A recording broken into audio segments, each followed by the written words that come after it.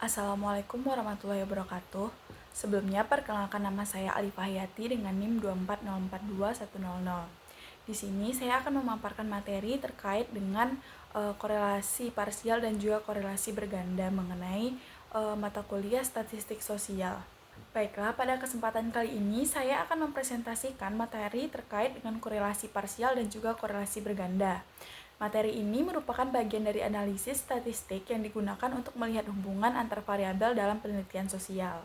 Nah, di slide ini kita akan membahas mengenai analisis korelasi. Pertama, kita mulai dari konsep dasarnya, yaitu analisis korelasi. Korelasi ini digunakan untuk mengetahui sejauh mana dua variabel kuantitatif saling berhubungan. Dan dalam materi ini ada dua jenis korelasi yang dibahas, yaitu korelasi parsial dan juga korelasi berganda. Nah, yang pertama kita akan membahas mengenai korelasi parsial.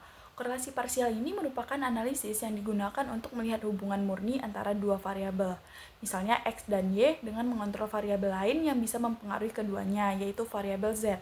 Jadi hasil korelasinya benar-benar menggambarkan hubungan X dan Y tanpa gangguan variabel lainnya. Nah, selanjutnya kita akan membahas fungsi dan juga contoh korelasi parsial. Fungsi korelasi parsial ini adalah untuk mengukur hubungan murni dua variabel dan juga menghilangkan pengaruh variabel perancu serta memberikan analisis yang lebih akurat dalam penelitian multivariat. Nah, contoh dari korelasi parsial ini yaitu adalah hubungan waktu belajar dan juga nilai ujian. Tetapi kita kontrol variabel dengan tingkat stres. Dengan korelasi parsial ini, kita bisa tahu seberapa besar pengaruh belajar terhadap nilai bila stres tidak ikut mempengaruhinya. Nah, selanjutnya yaitu adalah rumus dan interpretasi korelasi parsial. Rumus korelasi parsial menggunakan korelasi antar masing-masing variabel.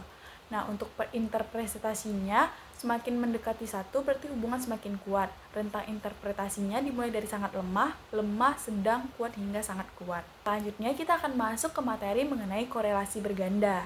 Berbeda dengan korelasi parsial, korelasi berganda ini digunakan untuk melihat hubungan beberapa variabel bebas terhadap satu variabel terikat secara simultan. Jadi analisis ini tuh melihat bagaimana X1 dan X2 dan seterusnya secara bersama-sama untuk menjelaskan Y. Selanjutnya itu mengenai rumus dan interpretasi korelasi berganda.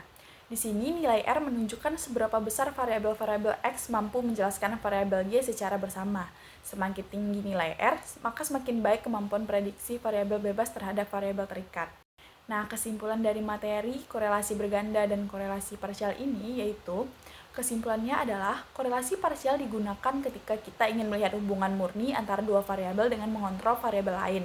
Sedangkan korelasi berganda digunakan ketika ingin mengetahui pengaruh beberapa variabel bebas terhadap satu variabel terikat secara bersamaan. Nah, keduanya ini sama-sama penting untuk analisis yang lebih akurat dalam penelitian. Baiklah, sekian materi presentasi dari saya. Apabila ada kesalahan dan janggal, mohon dimaafkan. Assalamualaikum warahmatullahi wabarakatuh.